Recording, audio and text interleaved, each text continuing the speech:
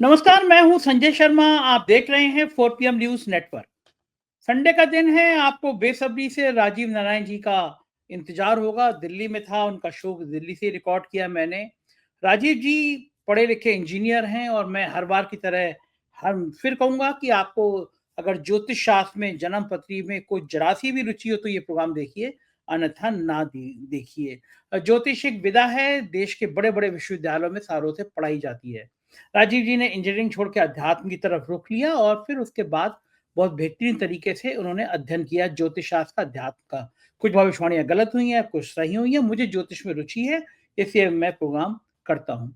आज का जो प्रोग्राम था बड़ा धमाकेदार है। उन्होंने भविष्यवाणी की है कि ये जो मार्च का आखिरी सप्ताह है, इससे सत्ता परिवर्तन का योग बन रहा है। क्यों बन रहा है, किस गिरह से बन रहा है और कांग्रेस के लिए कैसा लॉटरी लगने वाला समय आ रहा है, ये सारी व्याख्या आज के इस प्रोग्राम में है। शेयर मार्केट को लेकर खतरनाक संकेत हैं। क्यों गिरह की राशि, गिरह की चाल ऐसी हो रही है कि शेयर मार्केट धड़ाम हो रहा है।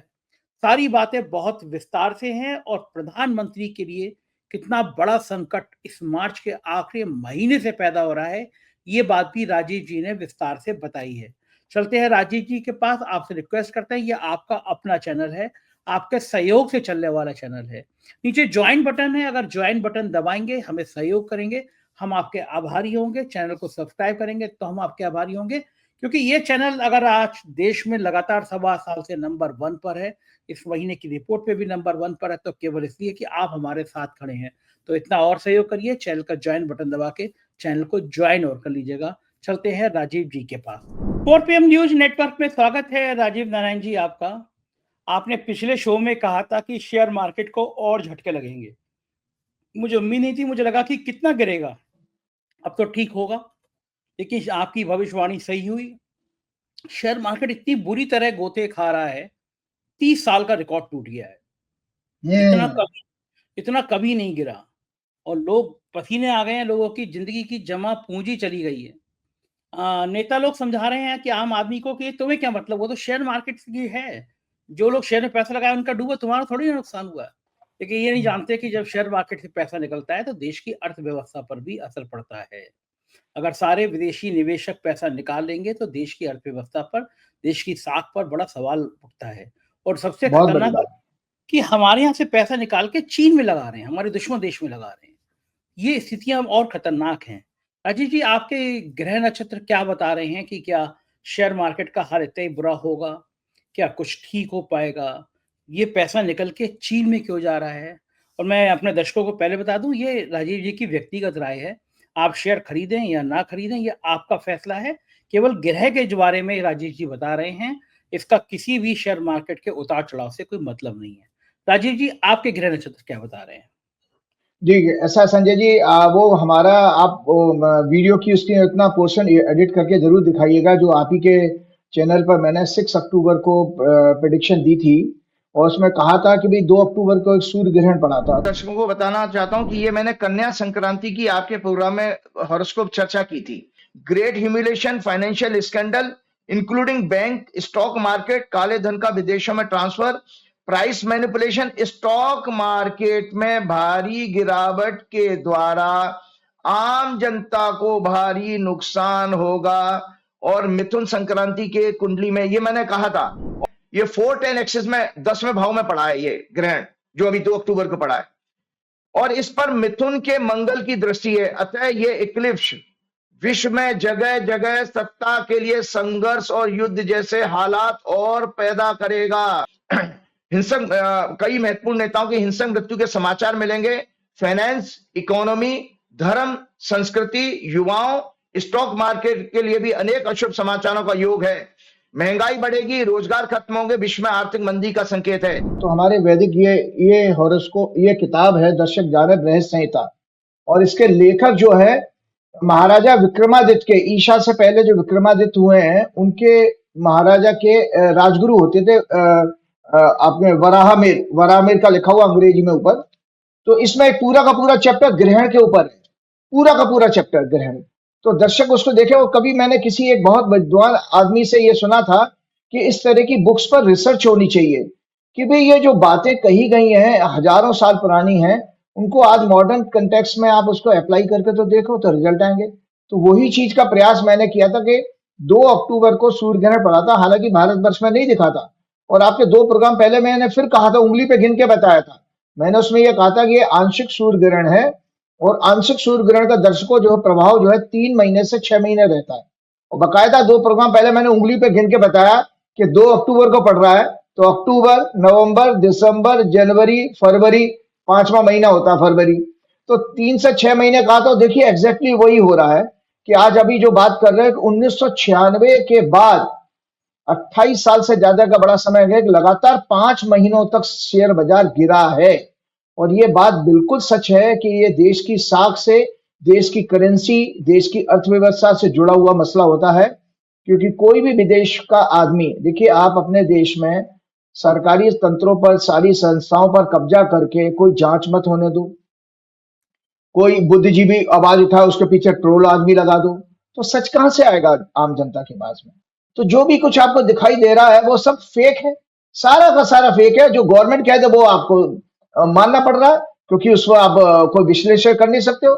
ये सोचिए कि अगर सोशल मीडिया, यूट्यूब वगैरह नहीं होते तो इतना जो थोड़ा बहुत आपके पास छन छन के फिल्टर होकर के सच आ रहा वो भी नहीं आ पाता। मजे की बात आपको बताऊं संजय जी, अभी मैं जब ये शेयर बाजार फ्राइडे को जब गिरा है, जिसमें लगभग 8 लाख करोड़ जो है का नुकसान हो गया इन्वेस्टर्स का। और ये बताया जाता है कि इन 5 महीने में जो मार्केट की कैपिटलाइजेशन है वो 80 लाख करोड़ कम हो चुकी है, 80 लाख करोड़। और टोटल एफआईज ने 27 सितंबर को जो पीक लगाया था, वहां से सब रिपोर्ट में बता रहा हूं 2,13,000 करोड़ पैसा निकाल चुके हैं। भाई क्यों निकाल रहे हैं वो? आपके फाइनेंस मिनिस्ट्री ने उनके साथ में कोई बैठक क्यों नहीं की एफआई के साथ, कि भाई आपका ऐसा भरोसा क्या उठ गया, क्या उनसा ऐसा शेयर बाजार महंगा है? क्योंकि देखिए एफआई को ये पता लग चुका है दर्शकों कि यहाँ पे कानून व्यवस्था जांच एजेंसी नाम की कोई चीज नहीं है, और ऐसी बनाना स्टेट में कोई आदमी कैसा पैसा लगाएगा। उदाहरण के तौर पर आम दर्शक ये समझ सकते हैं, किसी जिले का लॉ एंड ऑर्डर खराब रहता हो, क्रिमिनल्स वहां पर डोमिनेट करते हो, पुलिस व्यवस्था कुछ ना हो, तो ऐसी जगह पर कोई उद्योग, कोई बनिया, कोई व्यापारी पैसा लगा देगा उस जिले में? कभी नहीं लगाएगा। तो वही हालत हमारे देश की हो चुकी है। सेबी में इतने सारे घपले हुए, एक उद्योगपतियों का नाम आ रहा था, कैसे बड़े बड़े उद्योग जब लोग मैनिपुलेशन करके अपनी कैपिटल बढ़ा रहे हैं, और उस कैपिटल, बढ़ी हुई कैपिटल पर मोदी जी बड़ी हाँक रहे हैं, और हर देश का हर नेता भाजपा का और हर मंत्री कह रहा 5 ट्रिलियन हो जाएंगे और ये हो जाएंगे, वहां तो 4 ट्रिलियन से भी नीचे आ गए। अब 5 ट्रिलियन की बात छोड़िए, और अब मजे की बात है, अभी मध्य प्रदेश में कोई इन्वेस्टर समिट हुई थी, उसमें अब इन्होंने पहले 2022 में 5 ट्रिलियन कहते थे, फिर 2025 आया, अब अमित शाह जी 2028 कह रहे हैं। मतलब रोज उसको लॉलीपॉप पकड़ा दो पब्लिक को। आप पब्लिक को बेवकूफ समझते हो, और है भी कुछ हम हद तक लोग हैं जो हम तथ्य को नहीं पता लगते, वो बेवकूफ समान ही है। कि आप कम से कम फैक्ट्स तो पता करो। आपको ये पता होना चाहिए कि ये जो एफआईज आते हैं इनके पास पूरी रिसर्च टीम होती है, और वो कंपनी की परफॉर्मेंस से लेकर के देश की law and order, finance ministry, stock market की रूल्स, रेगुलेशन, गाइडलाइन, सबका अध्ययन करते हैं वो, तब जाके पैसा लगाते हैं। संजय जी अभी तो $800 बिलियन का उनका इन्वेस्टमेंट है, अभी करीब 200 का ही निकला है माल, अभी बाकी भी निकल गया, तो सोचो आप शेयर बाजार में कहां खड़े हैं। तो आपका और ये तब हालत है संजय जी कि जैसे फ्राइडे को जो 11,500 करोड़ का माल उन्होंने बेचा, और आपके डीआईज ने जो है उसमें 12,000 करोड़ का माल खरीदा है, तब भी आपको इतना बड़ा फॉल दिखाई दे रहा है। अगर डीआईज कौन है हमारे यहाँ, जो डोमेस्टिक इन्वेस्टर कहते हैं, शॉर्ट फॉर्म है डीआई उसकी, कि इसमें एलआईसी को आगे खड़ा कर देते हो, एसबीआई को आगे खड़ा कर देते हो, कुछ म्यूचुअल फंड को फोन करके कह दिया जाता है भाई बाजार गिरने से बचाओ। अब बेचारे कितना बचाएं, कितना पैसा लगाए, सब तो उनका एक स्टेज में उनका भी खाली होने वाला है। क्योंकि दर्शकों को पता है कि पिछले फ्राइडे के फॉल से पहले ही एक रिपोर्ट आ चुकी थी बिजनेस क्या नाम है न्यूज़पेपर की, कि 84,000 करोड़ का एलआईसी को नुकसान हो चुका है। किसका पैसा है भाई? वो हमारा आपका पैसा है। तो मैंने आपको दर्शकों बताया कि देखिए, मैंने ये, मेरा एक ज्योतिषी होने के नाते काम था। ज्योतिषी एक फोरवॉर्न करता है और आप लोगों को आगाह करता है। उसमें एकमात्र ऑब्जेक्टिव, मेरा उद्देश्य यही था कि मैं दर्शकों को बता रहा था कि भाई ये सूर्य ग्रहण जो 2 अक्टूबर को पड़ रहा है, इसमें बाजार में गिरेगा, तो आप अपनी पोजीशन को हल्का कर सकते थे या मैनेज कर सकते थे, इससे आप अपने को बचा सकते थे अगर किसी ने मेरी बात को। तो यही ज्योतिषी का रोल होता था कि वो जनता को, राजा को वो चेतावनी देता था। तो इसमें आप देखिए कि वो कितनी सच बात हुई है। ये हम लोगों को आपको जानकारी होनी चाहिए कि ये कितनी सत्य घटना है। अब आगे मैं संकेत के रूप में बता देता हूं, उसके अलावा फिर कभी मैं दोबारा इसके ऊपर चर्चा करूंगा, क्योंकि ग्रहण आने वाले हैं। इसी महीने में दो ग्रहण पड़ रहे हैं। आपको जानकारी के लिए बताओ दर्शकों, जो एक ग्रहण के कारण तो आपको ये नुकसान होना पड़ा। ये मैंने चार्ट बनाया, डिटेल हॉरोस्कोप में फिर बाद में चर्चा करूंगा। ये देख लें दर्शक, ये जो है एक लूनर इक्लिप्स, जिसको अंग्रेजी में कहते हैं और हिंदी में कहते हैं चंद्रग्रहण, 14 मार्च 2025 को सुबह दिन में, हालांकि चंद्रमा दिखाई नहीं देगा दिन में, लेकिन ग्रहण तो ग्रहण है। वो जब सूर्य और जो क्या नाम है राहु केतु के बीच में पृथ्वी आ जाती है, इस तरह चंद्र ग्रहण की बात आ रही है, तो हम उसको डिटेल में 14 मार्च से पहले हम जो प्रोग्राम आएगा उसमें करेंगे। लेकिन मैं बता देता हूं, 14 मार्च को 10:40 पे एक चंद्र ग्रहण पड़ रहा है, और 29 मार्च को 2025 को दोपहर 2 बजे, 29 मार्च को 2:21 पे सूर्य ग्रहण पड़ेगा। और बृहद संहिता जो पुस्तक मैंने आपको दिखाई थी, जिसमें ग्रहण का चैप्टर है, बृहद संहिता के पेज नंबर 48 पर 48 पर लिखा है, should there be two eclipse one and same month, kings would be destroyed as a result of revolt of their army and there would be bloody battles. मतलब ये किसी भी पुराने विद्वान से आप जान लीजिए, वो एक कहावत है, वो मुझे पूरी कहावत याद नहीं है, कि अगर एक पक्ष में या एक महीने में दो ग्रहण पड़ते हैं तो ना राजा रहती है ना प्रजा रहती है, मतलब इतने कष्ट आते हैं। तो पहले के टाइम में राजा होती, तो उसमें कहा, इस अंग्रेजी की बुक में लिखा है कि आर्मी रिवोल्ट कर देती है। यहां पर आर्मी की जगह हम ये मानेंगे कि हम ये जनता का रिवोल्ट आएगा, क्योंकि चंद्रमा जो हमारे जितने भी रसायन है, जल है और जल से संबंधित मिनरल्स, खनिज हैं, इनको रिप्रेजेंट करता है। और सूर्य हमारा जो है एनर्जी सेक्टर को रिप्रेजेंट करता है, रूलर को, ब्यूरोक्रेसी को, गवर्नमेंट की पॉलिसी को रिप्रेजेंट करता है। ग्रहण का मतलब आप समझते हैं, ग्रहण का मतलब है किसी चीज का शिथिल हो जाना या उसका नष्ट हो जाना, बर्बाद हो जाना।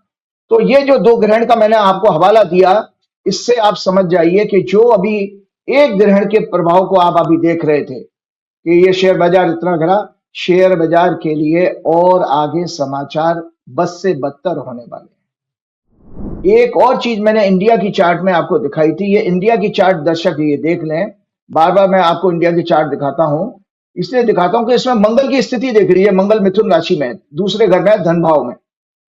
और संजय जी, मंगल आज की स्थिति में, आज जो ग्रह गोचर है ब्रह्मांड में, उसमें भी मंगल इसी राशि में।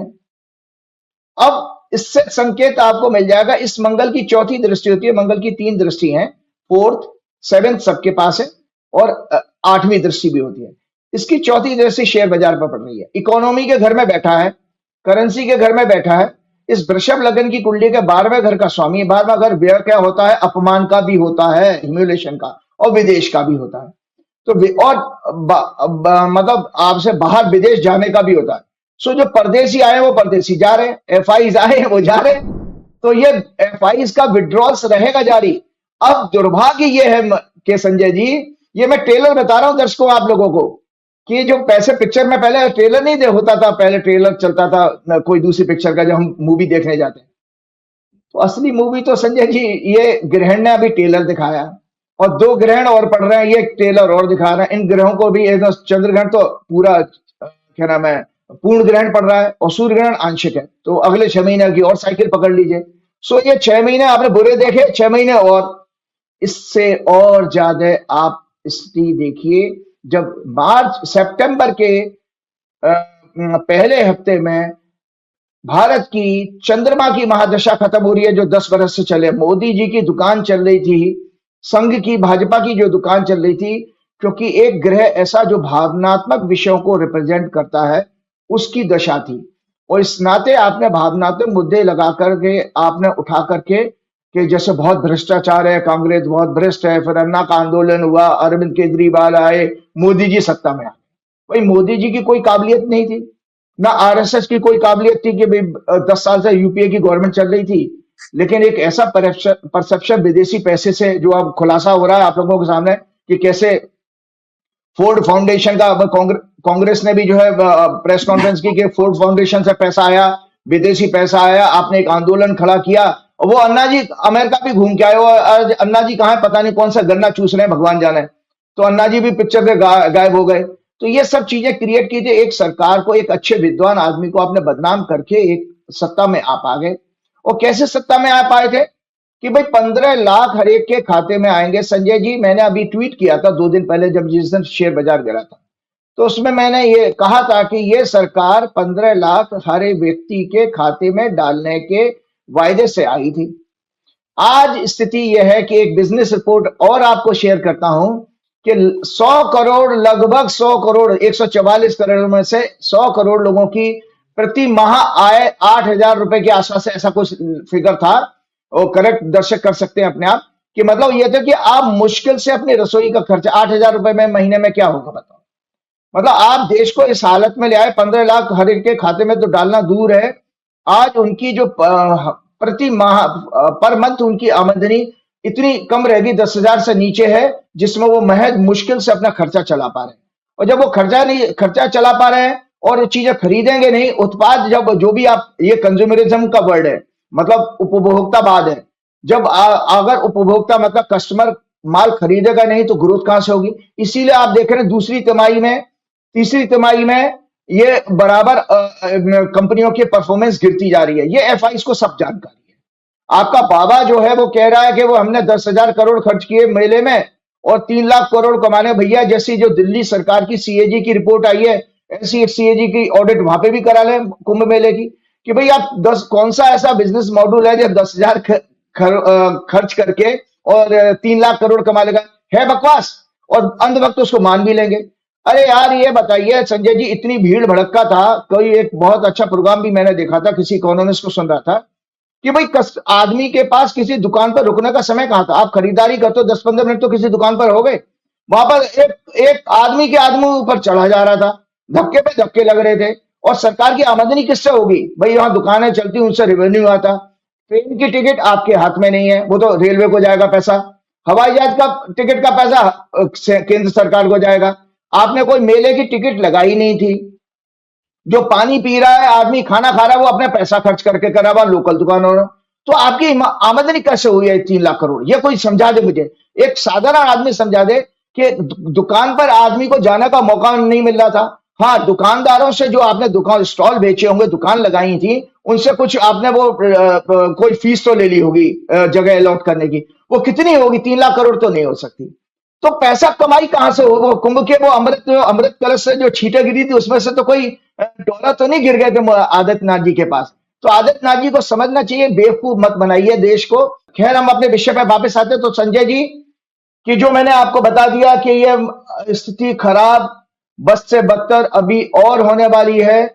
और देश के एक गरीब आदमी के लिए जो था, देखिए इतना हाइप बनाया गया। मुझे याद है कि जब एग्जिट पोल आए थे पिछले लोकसभा के, आपको याद है एग्जिट पोल जब आए थे, उस दौरान शेयर बाजार कितना उठा दिया था, 2200 समथिंग सेंसेक्स उठा था। और अमित शाह और मोदी उससे पहले कहते थे कि 4 जून के बाद तो बम बम होगी शेयर बाजार की, 4 जून 2024 के बाद।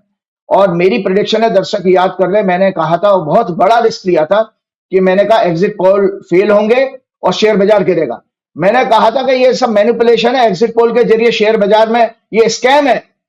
अगली सरकारें आए, इस पर जरूर जांच कराएं कि एग्जिट पोल करा करके किसी ने अरबों खरबों रुपए कमाया, बाजार चढ़ा दिया।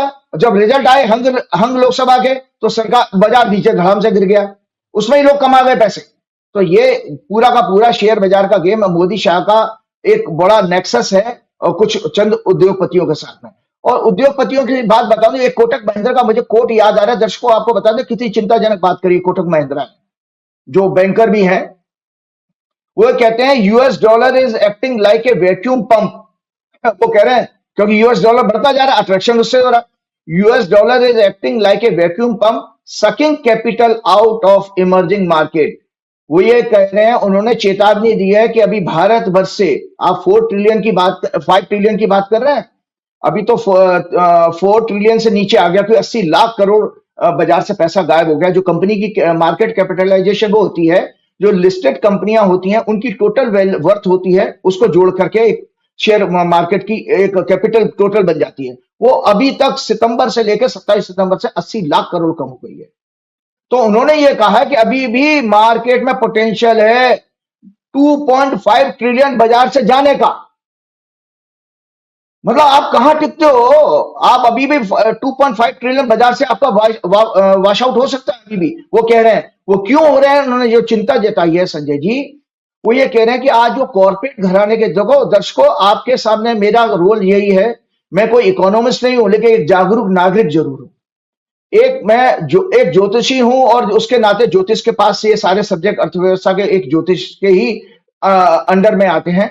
तो मैं पढ़ता पढ़ाता रहता हूं, इसलिए मुझे ये सब जानकारी और चिंता भी रहती है अपने देश के बारे में, अपने देश के नागरिकों के बारे में। तो संजय जी उन्होंने कहा था कि जो पहले के टाइम में उद्योग चलाते थे उनके बच्चे आकर के बिजनेस को आगे बढ़ाते थे, फैक्ट्री। तो कोटक महिंद्रा ने बहुत चौंका नहीं, अभी रिसेंटली एक हफ्ते 10 दिन पहले उनका एक कोट आया था। वो ये कहते हैं कि ये जो नई जनरेशन है आज उद्योगपतियों की, वो आज फैक्ट्री चलाने में इंटरेस्टेड नहीं है, बड़े बड़े उद्योगपतियों की।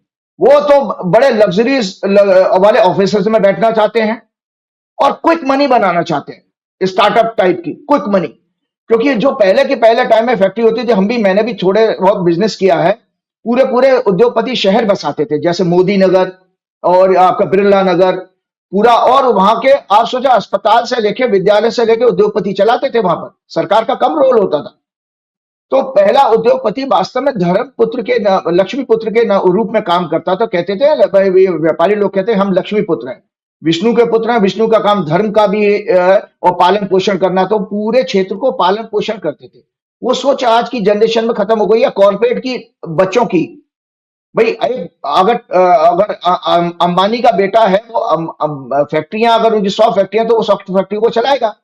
तो वो सोच खत्म हो। वो लिखते हैं कि आज जनरेशन, इस नई जनरेशन में बिजनेस करने का, फैक्ट्री रन करने का इंटरेस्ट खत्म हो चुका है। वो क्विक मनी बनाना और अपनी फैमिली की एसेट्स को मेंटेन करना, बस उसी में उनका सारा ध्यान जाता है। तो वो लिखते हैं कि they are busy in managing family offices, investment, trading in stock market, allocating funds to mutual funds and treating it as a full-time job। मतलब इन उद्योगपतियों के बच्चों ने क्या किया, बजाय फैक्ट्री रन करने के, फैक्ट्री से देखिए पूरे क्षेत्र का विकास होता है। मेरा भी जहां बचपन में छोटा, जहां मेरा कस्बा है उत्तर प्रदेश का, वहां पर एक हिंदलैम फैक्ट्री होती थी। उस हिंदलैम फैक्ट्री की वजह से पूरी हमारे शहर की इकोनॉमी चलती थी, क्योंकि वो कम से कम वहां पर 2-3 हजार 4 हजार आदमी काम करता था। फिर वो बाजार में खरीदने आता था दुकानों के ऊपर, तो दुकानदारों की भी आमदनी होती थी। सो पूरे और 4000 लोगों को इसने एम्प्लॉयमेंट दे रखा था। फैक्ट्रियां हो गई बंद, बच्चे उनके अब उद्योगपतियों के शेयर बाजार में पैसा लगा रहे हैं, म्यूचुअल फंड में पैसा लगा रहे हैं और नाना प्रकार के क्रिप्टो करेंसी वगैरह। तो इस तरह का ये खतरा हमारे सामने बराबर बना हुआ है। और ये मंगल का जो पीरियड आ रहा है, क्योंकि भारत की एक और बात बताओ, जो भारत की कुंडली में बताया, ये दर्शकों जानो, ये इसमें लिखा हुआ है 7वां घर क्या है, इमेज लिखा है, इमेज, साख, साफ पढ़ लें, साख लिखा हुआ है। और इंटरनेशनल रिलेशन, बिजनेस भी यहीं से देखे जाते हैं 7वें घर से। जो विदेश का बिजनेस होता है, ट्रेड जिसको कहते हैं, फॉरेन ट्रेड, ये यहां से देखा जाता है। टॉरस लग्न की कुंडली में 7वें घर में वृश्चिक राशि आती है। दर्शकों, वृश्चिक राशि का स्वामी मंगल है, और जब मैं 7वें घर में उंगली रख करके इसको काउंट करता हूं मंगल को, तो ये 8वें भाव में जाता है। मतलब काउंटिंग अगर एंटी क्लॉकवाइज शुरू करें तो अष्टम भाव में जाता है। तो इसका मतलब ये सोचिए कि जो भारत की प्रतिष्ठा, क्योंकि इमेज मतलब हिंदी में प्रतिष्ठा कहते हैं, प्रतिष्ठा का स्वामी अपने 8वें घर में है अपने राशि से। इसका मतलब है प्रतिष्ठा निरंतर गिरेगी भारत की। और फॉरेन ट्रेड का भी है, तो फॉरेन ट्रेड भी आपका मुश्किल में पड़ने वाला, जो आपको ट्रंप बाबू ने आने से पहले कर दिया। और मजे की बात आप ये देखिए कि जो शेयर बाजार का फॉल हुआ, अभी ट्रंप ने कुछ किया है ना, केवल हड़काया है। जैसे पहले के टाइम में बड़े बड़े महादानव नहीं होते थे, और जब वो दानव आते थे तो जनता जनार्दन को हु करके ही डराते थे, उसी में वो लोग मर जाते थे उसकी हुंकार से ही। तो अभी तो ट्रंप की केवल हुंकार से हमारा यह हाल है। और जब ट्रंप ने रियलिटी में सैंक्शन, वो क्या नाम है, टैरिफ बढ़ा दिए, तब हमारी क्या हालत होगी। और एक बड़ी अच्छी सी चीज और बताता हूं कि फ्राइडे को एक प्रोग्राम मैंने देखा था रवीश कुमार जी का, तो उन्होंने बहुत अच्छी बात कही थी कि आज शेयर बाजार के फॉल के ऊपर किया था, और उस दिन सभी बड़े बड़े यूट्यूबर ने फॉल किया था। तो उन्होंने कहा था, देखिए कल के अखबार में आप ये जान पाएंगे कि देश का सरकार किस गंभीरता से इस समाचार को लेता है कि वो ये समाचार आपके न्यूज़पेपर के कौन से पेज पर कवर किया जाता है। और इंटरेस्टिंग पार्ट ये है संजय जी, शनिवार का अखबार जब हमने देखा तो वो अखबार में न्यूज ही नहीं थी इतने बड़े फॉल की। तो रवीश कुमार बहुत बड़े जोशी हो गए भाई, उन्होंने तो पहले प्रेडिक्ट कर दिया था कि कहीं कोने में छोटा सा लिख देंगे उसको, और वास्तव में वो छोटी सी न्यूज बना दी उसको, क्योंकि ये बड़ा परसेप्शन गिरने की बात थी कि 28 साल का, मतलब मोदी जी का सोचो 28 साल 1996 के बाद किसी प्रधानमंत्री के कार्यकाल में शेयर बाजार में इतनी ज्यादा बड़ी लगातार गिरावट हुई हो। लगातार की बात आ रही थी ना, 5 महीने लगातार फॉल में रहा। तो ये बहुत बड़ी न्यूज थी अपने। देखिए आज डेमोक्रेसी में इकोनॉमी गई तो आपका सारा राजपाट गया। आप कितने खूबसूरत हो, कितना बोल लेते हो, बोलना तो खैर उनको आता नहीं, मजाक उड़वा के गए थे, जबरदस्ती की फॉरेन विजिट करी थी उन्होंने।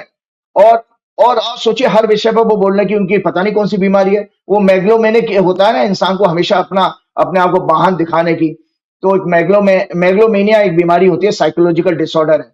आप ये हमारे जनाब हमारे प्रधानमंत्री जी फ्रांस में गए तो एआई के ऊपर बात कर रहे हैं, जैसे एआई उन्होंने पढ़ रखी है, उन्होंने कंप्यूटर में भी किया हुआ। उनकी डिग्री का मसला तो अभी हाईकोर्ट में फंसा पड़ा है, और कैसा जजमेंट आ रहा है, कैसी दलील है उसकी सॉलिसिटर जनरल की तुषार मेहता की, तो वो ये कह रहे हैं कि जी वो डिग्री है, हम कोर्ट को तो दिखा सकते हैं, आम आदमी को नहीं दिखा सकते। अरे भाई जिसने केस दाखिल किया, जिसकी कंप्लेंट थी, उसको तो दिखाओ।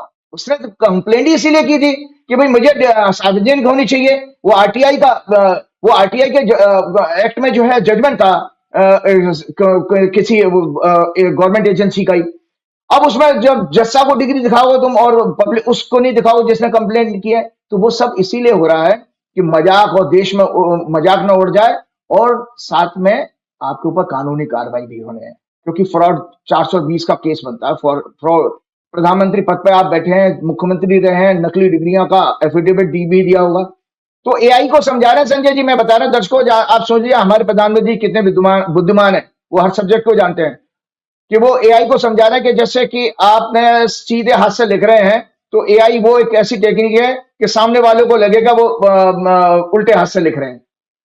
मतलब वो कह रहा है कि अगर मैं सीधे हाथ से हैंडराइटिंग वाला मेरा फोटो है, तो सामने वाले को लगेगा लेफ्ट हैंड से। मैक्रोन से लेके सब सोच रहे थे यार ये बोल क्या रहे हैं, एआई का मतलब ही नहीं पता, जबकि एआई कुछ नहीं है, डेटा साइंस है, जो सबकॉन्शियस माइंड में आपका, जैसे हमारा सबकॉन्शियस माइंड होता है, इसको स्मृतियां कहते हैं, जिसको आप कहते हो ना स्मृतियां हमारी पूर्व, इसी तरह डेटा आपका कंप्यूटर के हार्ड डिस्क में होता है, वो उसके बेस पर आपकी जन्म पत्री में कोई ऐसा ग्रह है जो मोदी के ग्रह से बहुत दुश्मनी रखता है? आप तो बिल्कुल हाथ पैर धो के उछाल मारते रहते हैं मोदी जी पे, जीने नहीं देते आप।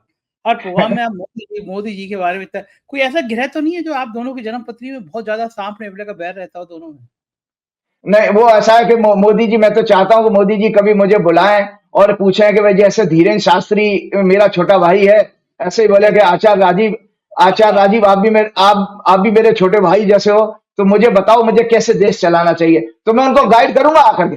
मैं गाइड करना चाहता हूं कि भाई अगर वो मिल गए, आपको बुला लिए, तो आप चले जाएंगे, बात कर लेंगे आराम से, चाय नहीं, मैं बात तो करूंगा कि भाई आपने एक बात कही थी, वो उस बात का पूरा करने का समय आ गया है कि झोला उठा के आप जाओ, क्योंकि आपने कहा था कि मैं झोला उठा के चला जाऊंगा, क्योंकि इस देश को बर्बाद मत करो। आप इस देश को इस हालत में ले जाओगे कि आप सोचिए कि अगली सरकारों के लिए बहुत मुश्किल आएगी। अब आप देखिए संजय जी कि कितना हास्यास्पद बात है, वो नई दिल्ली में सरकार चेंज हुई, दिल्ली में उसकी सीएजी की रिपोर्ट आ गई है, लेकिन 2014 से मोदी जी की एक भी कार का, जबकि सीएजी का रेगुलर काम होता है गवर्नमेंट के मंत्रालय में पब्लिक टैक्स पेयर का पैसे की ऑडिट करना। आज बता दो 2000 दर्शकों आपके सामने कि 2014 से मोदी जी के मंत्रालय की कोई भी सीएजी की रिपोर्ट आई? सीएजी ने ऑडिट ही नहीं किया। 2019 में जो कुंभ हुआ था, उस कुंभ की ऑडिट की रिपोर्ट आई यूपी सरकार के पास, विधानसभा के पटल पर रखी गई, और पता चला कि उस कुंभ में बड़ा घोटाला हुआ, भयंकर करोड़ों का घोटाला हुआ। तो मुझे लगा कि जो मेला अधिकारी है योगी जी इसको जेल भेज देंगे, इतना बड़ा घोटाला वो कुंभ में। लेकिन वो जो विजय करण आनंद अफसर था मेला अधिकारी, वो इस कुंभ का भी मेला अधिकारी बना दिया गया। एक डीआईजी साहब का एक वीडियो वायरल हुआ था, बड़ा अश्लील, नोएडा के एसएसपी थे तब। योगी जी कह रहे थे इतना घिनौना अफसर, इतना घिनौना वीडियो, उसको कुंभ मेले का डीआईजी बना दिया गया। तो महिमा न्यारी है लोगों की। एक दिल्ली की एक सड़क का सामने केजरीवाल लाए थे कि वो सड़क जो 2-4 करोड़ में बनी थी, वो 200 करोड़ किलोमीटर में बनी, लेकिन फाइल दबा दी गई। इस सरकार की महिमा अपरंपार है। के लिए एक दूसरी भविष्यवाणी की तरफ आपका ध्यान देना चाहता हूँ।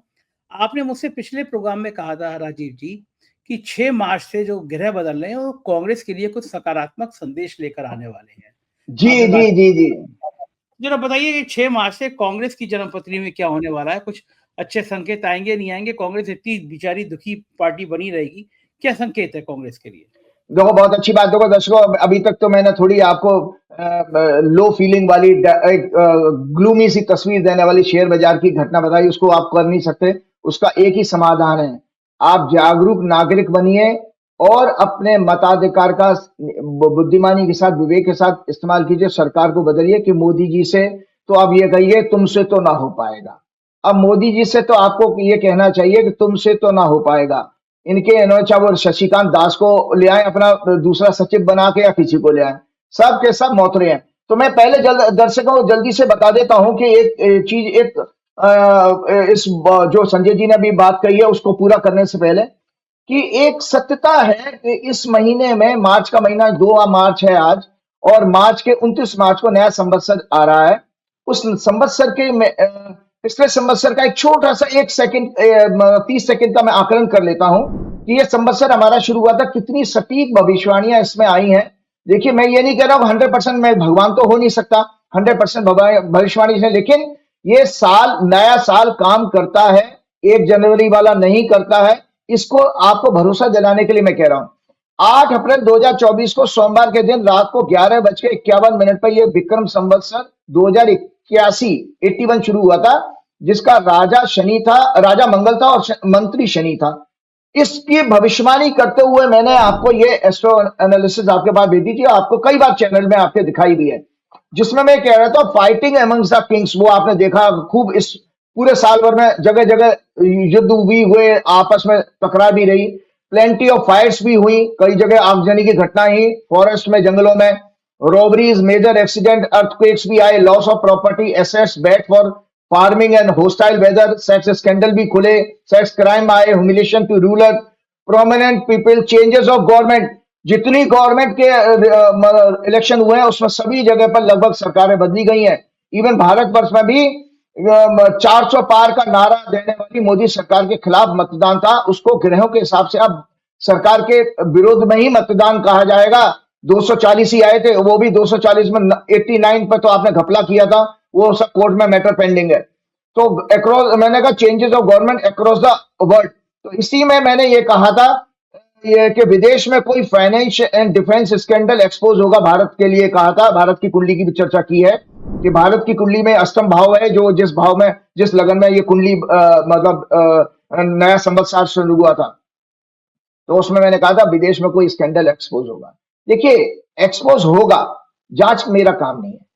मोदी जी के ऊपर ट्रंप जैसे व्यक्ति ने खड़े होकर के ये कह दिया, और मतलब अपने अपने गवर्नर्स को एड्रेस करते हुए कहा कि मैंने अपने माय डियर फ्रेंड मोदी को जो है $20 मिलियन फंड किया है।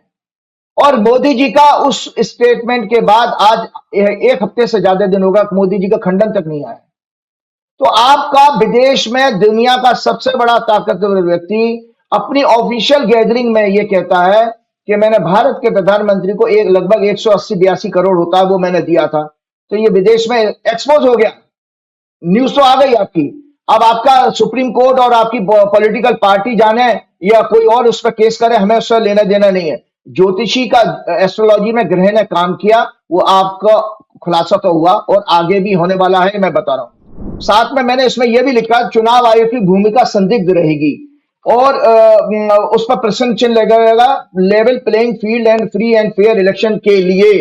तो दर्शकों, आपको जानकारी के बता देता हूं, एक बहुत अच्छी चौंकाने वाली बात है कि एक प्रोग्राम में सुन रहा था दर्शकों, कपिल सिब्बल जी का, बहुत अच्छे विद्वान एडवोकेट हैं सुप्रीम कोर्ट के, उसमें चीफ इलेक्शन कमिश्नर भूतपूर्व बैठे थे, कुरैशी जी। तो कुरैशी जी ने कहा था, एक बार मैंने अरविंद केजरीवाल को बुलाया, बहुत साल पुरानी बात बता रहे थे, और उन्होंने ये जो आपका जो फंडिंग वाला मसला था, तो उन्होंने उनके उनके टाइम में ही एमओयू साइन हुआ था जो वोटर टर्नआउट बढ़ाने के लिए। तो उसमें उन्होंने कहा था भाई साइन तो मैंने किए थे लेकिन पैसा मेरे पास आया नहीं था क्योंकि तब तक सरकार बदल गई थी। भाई 2012 में खत्म होते होते तो वो उन्होंने साइन किया है, 2014 में डिसबर्समेंट हुआ तो पैसा तो प्रैक्टिकली बीजेपी सरकार के पास आया। तो उन्होंने एक बहुत चौंकाने वाली बात की थी इलेक्शन फ्रॉड की बारे में। तो बोले कि ईवीएम के ऊपर लोगों का फोकस रहा ज्यादातर, लेकिन उन्होंने एक बार ऐसी था कि अरविंद केजरीवाल का किसी का वाक्य वो सुना रहे थे, मुझे याद नहीं है, तो उन्होंने कहा कि मैं अरविंद का नाम काट दिया गया था वोटर लिस्ट में से। ये पुराना प्रीवियस बात बता रहे थे कुरैशी जी अपने पीरियड में, सोचो 2012 में तो वो रिटायर हुए हैं। तो वो उस समय अरविंद जो है का नाम चूंकि पार्टी बना ली थी इन्होंने, तो इसमें वो जब मामला बहुत हाई तो वो मचा, तो उसमें देखा गया कि अरविंद केजरीवाल का 3 जगह नाम दर्ज था, तो एक उसको करेक्ट किया गया था, एक जगह से हटाया गया था। मतलब 3 जगह आपका नाम है तो कहीं तो एक ही जगह वोट तो दोगे। ये इतना छोटा सा उन्होंने ऑफिशियल करेक्शन करवाया था। उसके बाद वो बता रहे हैं मैंने इनको बुलाया और ये कहा कि आप लोग कौन से चुनाव को करने जा रहे हो, किस चुनाव की तैयारी कर रहे हो, आप लोगों को इलेक्टोरल रोल के ऊपर फोकस करना चाहिए। कुरैशी जी ने 2012 में चेतावनी दी थी कि असली खेलात इलेक्टोरल रोल में होता है जिसमें वोटर घटाने और बढ़ाने का काम होता है। बोले इसमें 6 महीने पहले ही कोई चुनाव होने से पहले चुनाव जीता जा सकता है। इतनी बड़ी बात कह दी थी कि 6 मंथ पहले से ही ये काम शुरू हो जाता है और लोग राजनीतिक पार्टियां सोती रहती हैं और उनका खेला हो जाता है। और ये जितनी भी ये सब प्लांटेड स्टोरी होती है संजय जी कि वो आरएसएस के 5 लाख कार्यकर्ता काम कर रहे थे, 4 लाख काम करते रहे, ये सब बीजेपी के पेड वर्कर्स होते हैं जो घर घर जाके आपसे बहला फुसला कर पूछ रहे थे कि किसको वोट डाला, फिर वहां से चिन्ह लगा लेते हैं, फिर वो आप ही का नाम कटवा देते हैं। इवन मेरे जैसे व्यक्ति का भी, मेरी वाइफ का, मेरी बेटी का जिस बूथ पे नाम था, मैं अब जब विधानसभा का हरियाणा में चुनाव हुआ तो मेरा नाम गायब हो गया वहां से, और उससे लोकसभा का मैंने डाला है वोट वहां पर उसी बूथ पर, और वहां से गायब होगा। तो इस तरह से वो संजय सिंह भी थे उस डिबेट में, तो संजय सिंह ने भी कहा हाँ ये ऐसा होता है। फिर इस हद तक ये नीचे उतर के आ गए हैं कि वो पहले से एडवांस में 500 रुपए दे करके शाही लगवा लेते हैं और जिससे कि वो आप वोट डालने जा ही नहीं पाओगे। तो ये सब चीजें इन्होंने की हैं, ये बात नई संवत्सर में आई थी। और इसके अलावा मैंने बीजेपी की वर्षफल भी आपको दिखाई थी। ये बीजेपी का वर्षफल भी, अब नया वर्षफल अगले साल शुरू हो जाएगा, अप्रैल में शुरू होगा, और ये उसका राइटअप है। राइटअप भी मैं पढ़ के सुना देता हूं कि जल्दी से। मैंने ये लिखा था कि इनके सप्तमेश और चतुर्थेश गुरु भी अष्टम भाव में पीड़ित हैं, अतः भाजपा की प्रतिष्ठा के निरंतर निम्न स्तर पर भ्रष्टाचार और अनैतिक राजनीतिक पॉलिसीज एक्शन के कारण गिरता जाएगा। आप ये देखिए, और वही हुआ कि ये पार्टी आज किस तरह से अपनी देखिए गोदी मीडिया को कब्जे में करके आप बैठे हुए हैं, इसलिए आप उस चीज को सामने नहीं आने दे रहे हैं, तो वो आपके नहीं, लेकिन प्रतिष्ठा तो आपके नीचे गिरी है। अब आपके असली प्रश्न पर आता हूं जिसका आपने प्रश्न पूछा है। एक बहुत छोटी सी रिसर्च मैंने आज की है संजय जी। हमने ये की थी कि भाई कोई आदमी प्रधानमंत्री, आज कांग्रेस के टॉपिक से पहले एक बहुत चौंकाने वाली आज भविष्यवाणी करने जा रहा हूं। हमने एक रिसर्च ये की थी कि जब कोई आदमी प्रधानमंत्री या राष्ट्रपति बनता है, किसी कंट्री का हेड बनेगा, तो 5वां घर जो होता है, जैसे ये दर्शकों जो है ये उत्तर काला मित्र है जिसमें अलग अलग भाव के जो है सिग्निफिकेंस हैं, और ये मंडेन एस्ट्रोलॉजी है क्योंकि राजनीति मंडेन एस्ट्रोलॉजी का सब्जेक्ट है, तो उसमें अलग अलग भाव के सिग्निफिकेंस होते हैं। तो 5वें भाव से प्रधानमंत्री, मंत्री, सचिव वगैरह आता है, क्योंकि 5वां घर मंत्रणा का होता है। मंत्र का भी होता है, मंत्र जाप करते वो भी है, भक्ति का, ज्योतिष का भी होता है, बच्चों का होता है, तो उसमें मंत्रणा करने का, सचिव वगैरह का। तो उसमें ये देखा गया कि जब हम कोई आदमी प्रधानमंत्री, तो मैंने 3-4 हॉरोस्कोप नहीं, जल्दी जल्दी से आपको चर्चा कर देता हूं। ये जवाहरलाल नेहरू की हॉरोस्कोप है। जवाहरलाल नेहरू का 14 नवंबर 1889 में उनका जन्म हुआ था, बृहस्पतिवार का दिन, और रात का 11:32 का इनका जन्म था इलाहाबाद का। अब दर्शकों ये मैं ले रहा हूं आपके इंदिरा गांधी की कुंडली का, और इंदिरा गांधी की जन्म हुए 19 नवंबर 1917 को, 1917 को सोमवार का दिन, रात को 11:11:10 का जन्म है। इसके बाद मैं एक और हॉरोस्कोप लेता हूं, यह है राजीव गांधी की। और राजीव गांधी का जन्म हुआ 20 अगस्त 1944, संडे का दिन है, सुबह 7:11 का। तो मैं आज आपको एक छोटी सी रिसर्च आपके साथ शेयर कर रहा हूं कि जो, और ये पेपर राइटअप मैं आपके रिकॉर्ड के लिए आपके प्रोग्राम में देने वाला भी हूं कि इसमें मैंने एक हेडिंग बनाई थी, राहुल गांधी का फ्यूचर क्या है। तो आज राहुल गांधी के ऊपर बहुत चौंकाने वाली भविष्यवाणी करने जा रहा हूं। तो राहुल गांधी का फ्यूचर क्या है, तो उसमें पंडित जवाहरलाल नेहरू जब पीएम बने थे 15 अगस्त 1900, ये देखिए राइटअप है, ये अपने आपके ऑफिस में मैं भेजूंगा, लगाइएगा। जब पंडित जवाहरलाल नेहरू पहली बार प्रधानमंत्री बने थे 15 अगस्त 1947 को, उस समय ग्रह दशा थी चंद्रमा में शुक्र, शुक्र में बुध, बुध में शनि और सूर्य, और इनका सूर्य जो है 5वें भाव में था, और D10 में दशांश कुंडली में मून मार्स 10वें भाव में था। तो हमने जैसे अभी सिद्धांत बताया कि कोई आदमी प्रधानमंत्री या मंत्री बनेगा जब 5वां भाव जागृत होगा, तो उनकी प्राण दशा जिस दिन 15 अगस्त 1947 को थी, तो उनके 5वें घर में बैठे हुए जवाहरलाल नेहरू के सूर्य की दशा मिली, तो वो 5वां घर भी आ गया। इंदिरा गांधी फर्स्ट टाइम प्रधानमंत्री बनती हैं 24 जनवरी 1966 को। संजय जी एक रिसर्च है, क्योंकि हमने वर्कशॉप की थी, इसलिए 24 जनवरी 1966 को बनती हैं। उस समय ग्रह दशा थी, उनकी कुंडली जो मैंने दिखाई थी इंदिरा गांधी की, बृहस्पति, सूर्य, केतु और बुध, जुपिटर उनके 5वें भाव को देख रहा है, और सन को भी देख रहा है।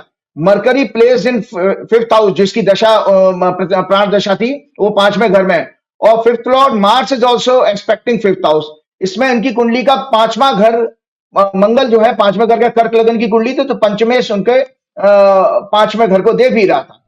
राजीव गांधी जब प्रधानमंत्री बनते हैं 31 अक्टूबर 1984 को, जब इंदिरा गांधी की निर्मम हत्या हो गई थी, तो राजीव गांधी की उस समय दशा चली थी राहु सन, और राहु सन जो है उनका जो राजीव गांधी की ये कुंडली मैंने दिखाई थी, लियो लगन की कुंडली है, और सूर्य उसका लग्नेश का स्वामी है, बृहस्पति बैठा है, बृहस्पति 5वां घर का स्वामी होता है, तो 5वें घर के स्वामी के साथ सूर्य बैठा हुआ, और बृहस्पति 5वें घर को देख रहे हैं।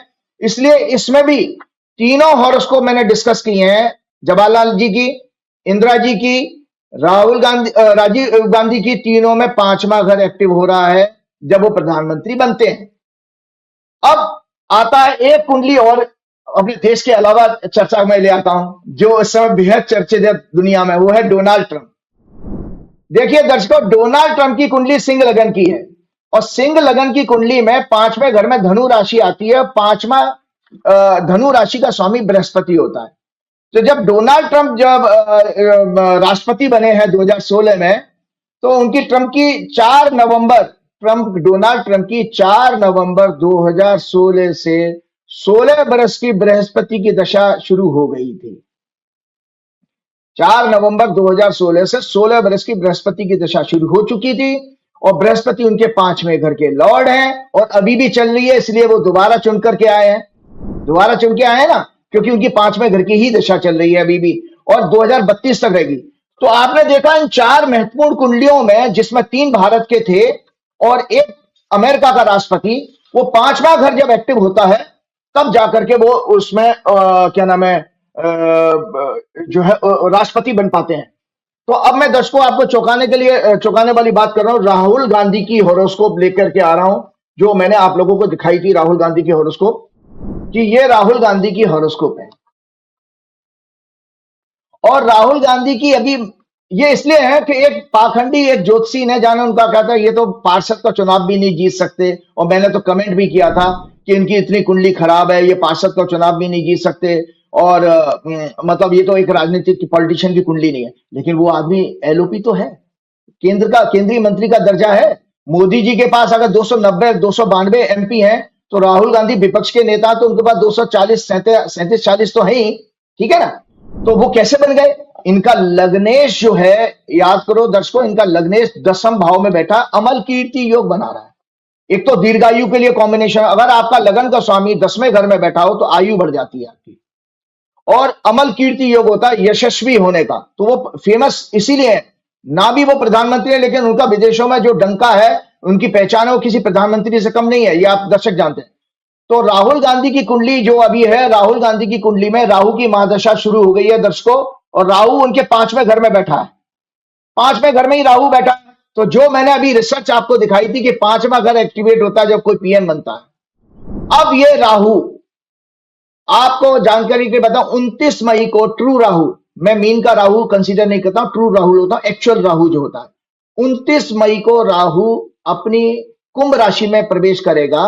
अभी मीन राशि में है, इनके 6वें घर में है राहुल गांधी की कुंडली में, और 6वां घर शत्रुहंता का होता है। मतलब the person can kill his enemy, मतलब उससे एनिमी से फाइट कर सकता है। इसीलिए पिछले 1.5 और राहु का गोचर होता है 1.5 साल का होता है, 18 महीने का। इसलिए आप देखिए राहुल गांधी पे 1.5 साल में जितने भी अटैक हुए, राहुल गांधी ने उसको इफेक्टिवली उसका सामना किया। और 6वें घर का राहु बहुत अच्छा माना जाता है। इसी 6वें घर के राहु ने उनको विपक्ष के नेता का पद दिलवाया। इसी 6वें घर के राहु ने उनकी पार्टी की जो संख्या 40-50 थी लोकसभा में, वहां से लेकर 100 तक पहुंचा दी। तो राहु उनके जन्म के राहु पर जा रहा है, और उनकी राहु में शनि की अभी दशा चल रही है। शनि उनके 5वें घर का लॉर्ड है।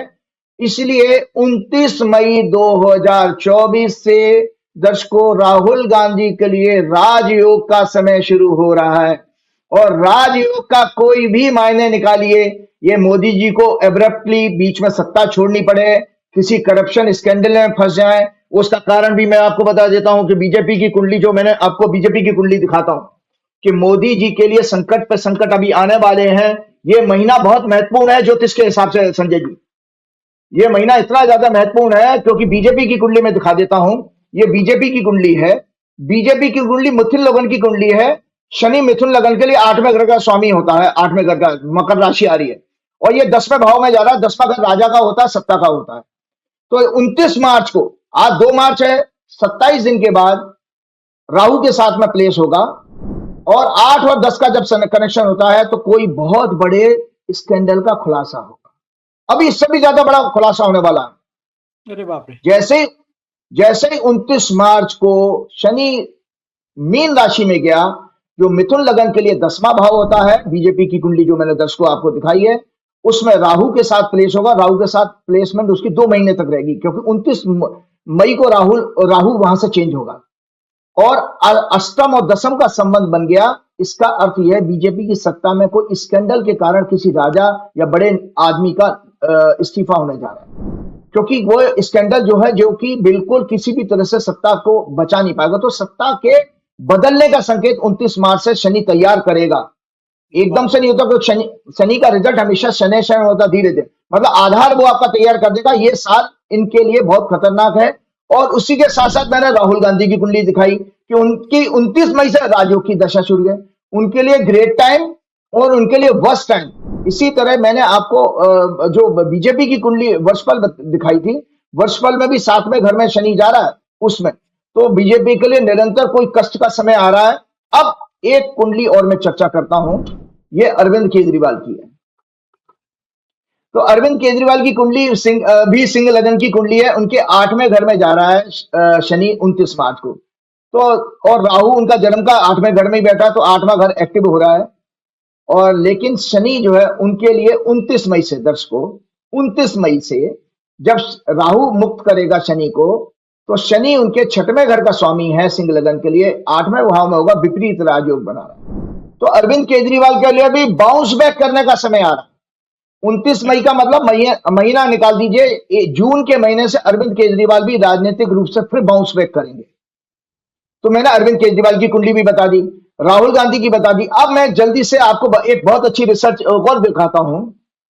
दर्शकों ये देख लो, ये बीजेपी की कुंडली है। एक हाउस, देखो मेरा काम है रिसर्च की तरह ज्योतिष को समझाना, मैं पौंगा पंडित की तरह से तो बता नहीं सकता। 6वां भाव देख लीजिए, 6वां भाव ग्रोथ का होता है। तीसरा ग्रोथ के हाउस जो होते हैं दर्शकों, 3, 6, 10, 11 होते हैं। तीसरा घर आता है हाथ पैर चलाकर ग्रोथ के लिए प्रयास करने, जैसे आपको पानी में धक्का दे दिया जाए और आप हाथ पैर चलाओगे तो वो 3rd हाउस है। और आप उससे कितने देर लड़ करके आप बाहर निकलने की कोशिश करें, वो 6वां घर है। और 10वें भाव से और 11वें भाव की ग्रोथ होती है, वो वर्टिकल राइज, स्मूथ राइज कहलाती है, मतलब जिसमें कोई ट्रबल नहीं है, कोई संकट नहीं है। तो बीजेपी की दशा जो है 2018 से चंद्रमा की दशा शुरू हुई है, और सूर्य की दशा में इन्होंने सत्ता पाई थी। सूर्य इनके 10वें घर में ग्रोथ के हाउस में बैठा। तो आप देखिए बीजेपी का जब चंद्रमा की दशा शुरू हुई है, वो 6वें घर में भाव में बैठा है, और 18 से लेके आज तक बीजेपी कितना बड़ी हो गई है, बढ़ गई नहीं बढ़ गई?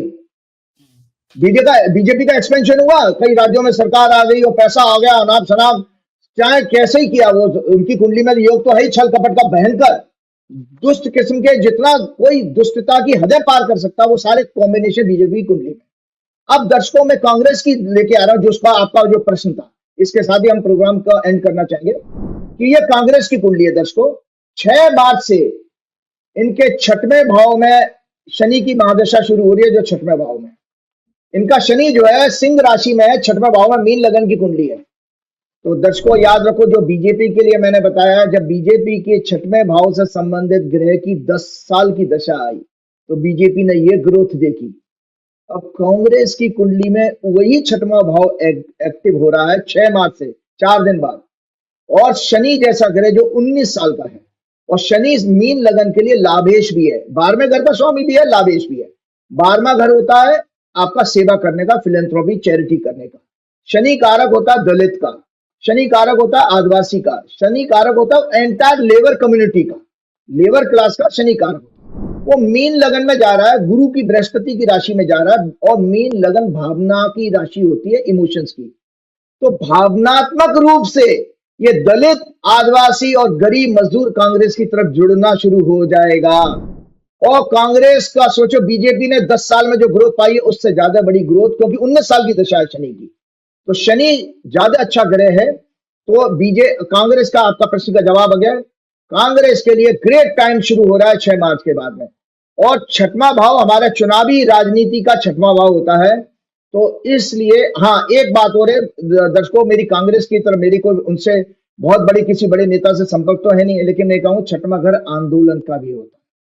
तो मैं कांग्रेस अगर इस बात को मेरी सीख पाए कि जनता से संबंधित विषयों के ऊपर अगर वो आंदोलन का रास्ता अपनाएगी, जनता के बीच में जाएगी, they may see a very good growth in their in coming 19 year। 19 साल का वो पीरियड है जो कांग्रेस ने अपनी खोई हुई प्रतिष्ठा को पाने का समय आ गया कांग्रेस का। इसके साथ एक छोटा सा, ये मेरा आज आपके दोनों प्रश्नों का जवाब है।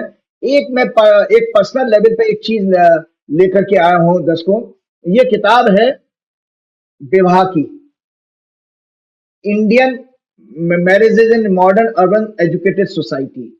तो आपको दर्शकों बता देता हूं कि आप अक्सर जो है एक पंचांग होता है, पंचांग में आप देखते हैं ये जो है पंचांग में एक टेबल बनी होती है गुण मिलाने का काम।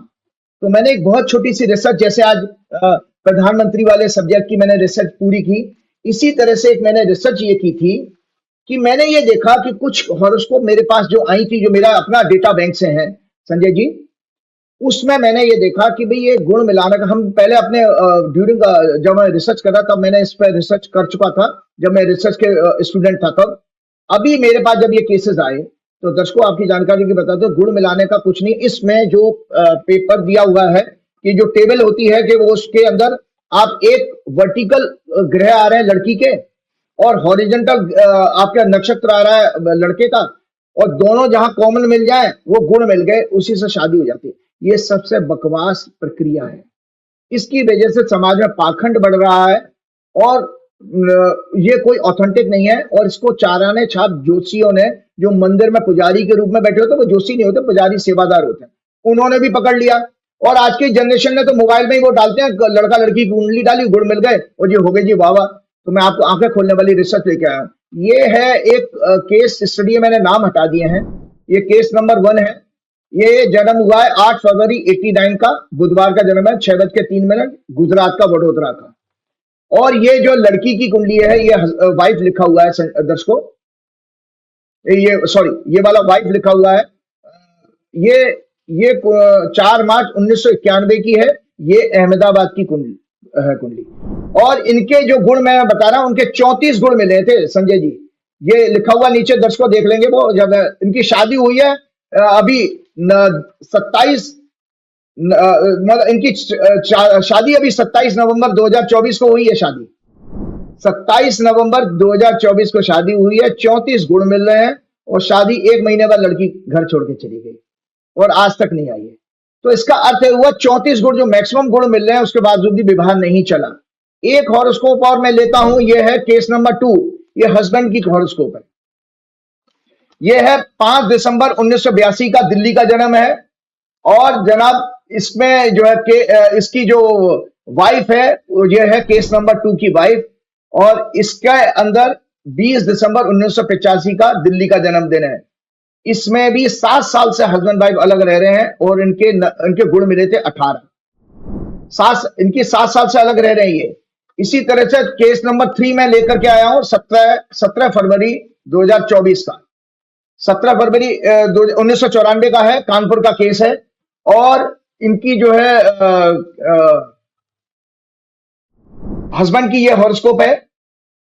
बस इसके बाद प्रोग्राम खत्म। 23 अगस्त 1989 की ये हॉरोस्कोप में भी 20 गुण मिले हैं, लेकिन ये विवाह पिछले कई साल से डिवोर्स का केस चल रहा है और लड़की संपत्ति में आधा हिस्सा मांग रही है।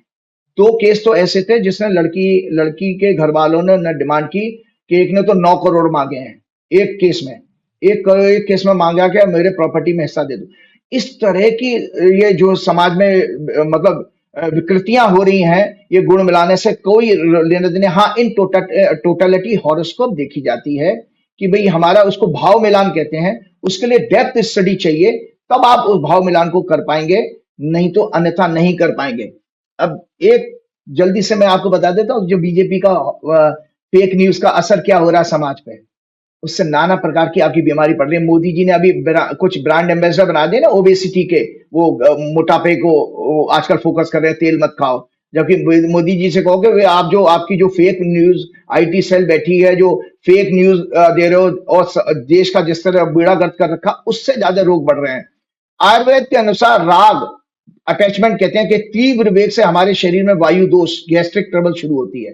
द्वेष हेट्रेड स्पीच, द्वेष कहते हैं हेट्रेड स्पीच, भेदभाव से पित्त दोष बढ़ता है। मोह से कफ दूषित होता है, कफ बढ़ता है। तमस से जड़ता आलस पैदा होती है, उसके बाद मन में अशुद्धि आ जाती है। चिंता क्रोध से हमारी पॉजिटिव एनर्जी कम हो जाती है और क्रोध से पित्त बिगड़ जाता। पित्त कहते हैं अंग्रेजी में एसिड को, और कफ को कहते हैं आपका कफ, आप समझते ही हैं, जो अनेक रोगों को जन्म देता है। अत्यधिक शोक अथवा दुख से डिसेंट्री लूज मोशन हो जाता, पेट खराब हो जाता है अगर हम डिप्रेशन में ज्यादा रहें। क्रोधी चिड़चिड़े स्वभाव से, ये आयुर्वेद की बता रहा, क्रोधी चिड़चिड़े स्वभाव से लंग्स के रोग होते हैं।